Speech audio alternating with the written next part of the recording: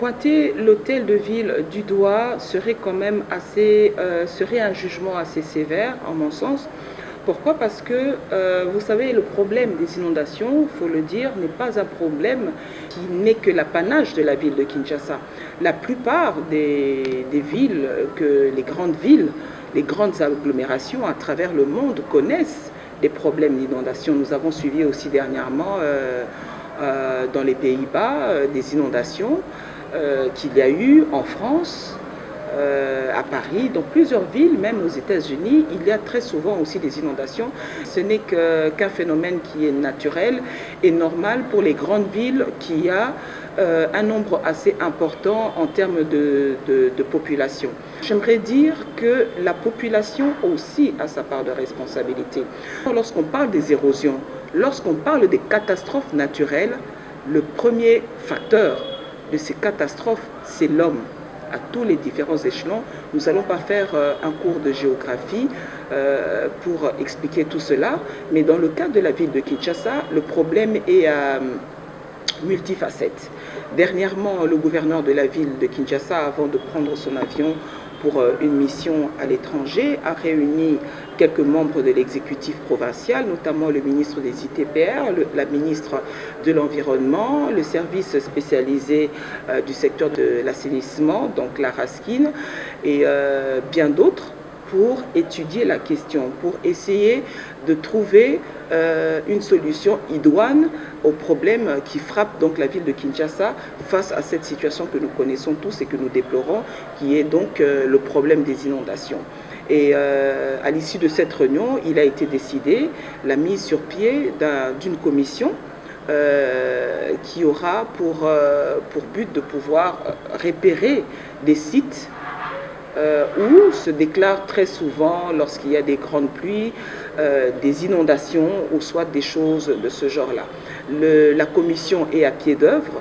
Au retour du gouverneur de la ville, nous aurons un tableau assez clair pour pouvoir trouver une solution inhérente à la question. Mais il faut le savoir aussi, Madame la journaliste, c'est que la question des inondations est une problématique qui préoccupe au plus haut point l'autorité urbaine. Le gouverneur de la ville de Kinshasa demande l'implication également du gouvernement central, parce que c'est une question qui concerne tous les différents niveaux des décideurs. Et entre-temps aussi, ce qu'il faudrait savoir, Madame, c'est que la solution pour les inondations de la ville de Kinshasa, le gouverneur de la ville l'a dit, passe par la démolition des constructions anarchiques.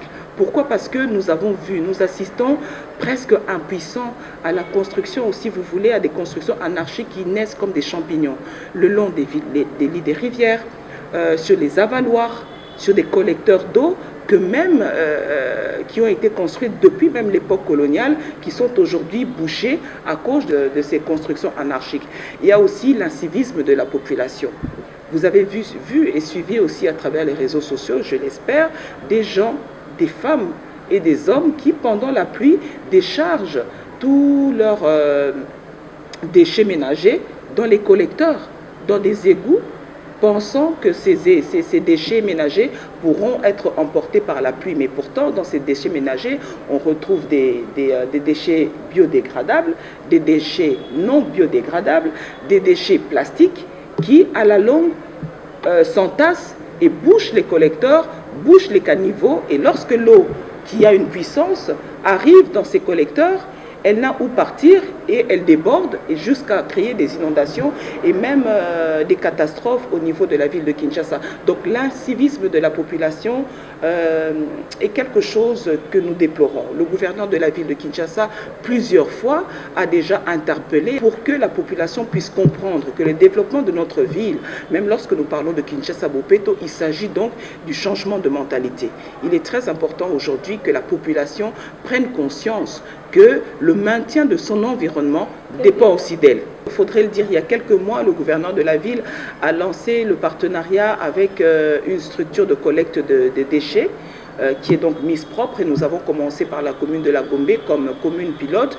Nous avons démontré aussi les nombres de matériel roulant que l'hôtel de ville a pu acquérir et qu'il a mis aussi à la disposition de ses différents partenaires pour la collecte des déchets. Le problème, je le dis, c'est le changement de mentalité. Nous devons comprendre que lorsqu'il s'agit de pouvoir collecter les déchets et le mettre à un endroit X, c'est ce qui doit être fait, parce que la population ne comprend pas encore que ces déchets que nous jetons dans la rue, que nous jetons un peu partout, ce sont des déchets qui, à la longue, vont devoir causer beaucoup de problèmes, comme les problèmes des inondations. La ville de Kinshasa a signé des partenariats avec des privés dans le but justement de pouvoir résoudre ce problème d'assainissement dans la ville. Nous avons Okeplast comme partenaire, nous avons aussi Cleanplast. Le cas de Okeplast, c'est une structure, c'est une société, une usine qui collecte des déchets plastiques et qui a même installé des points de collecte. Ces collectes ne se font pas gratuitement. Toutes les personnes qui vont déposer ces déchets plastiques dans les points de collecte de Okeplast sont payées à contrepartie. Il y a Cleanplast aussi, qui récolte tout ce qui est déchets biodégradables, déchets en dur, etc., tout ce que vous voulez. Et ces entreprises ont des structures bien organisées qui circulent à travers la ville pour pouvoir collecter tous ces différents déchets. Il est très important que la population se prenne en charge, comprenne que ce pays, que cette ville nous appartient. Nous n'aurons pas une autre ville. Si on est quinois, il n'y aura pas un deuxième Kinshasa. Kinshasa sera demain ce que nous aurons fait de cette ville aujourd'hui. Donc c'est vrai que c'est assez facile de pouvoir pointer du doigt au gouverneur de la ville de Kinshasa, mais chacun aussi doit pouvoir se poser la question de savoir qu'est-ce que je fais moi pour que ma ville puisse être développée, pour que ma ville puisse être assainie.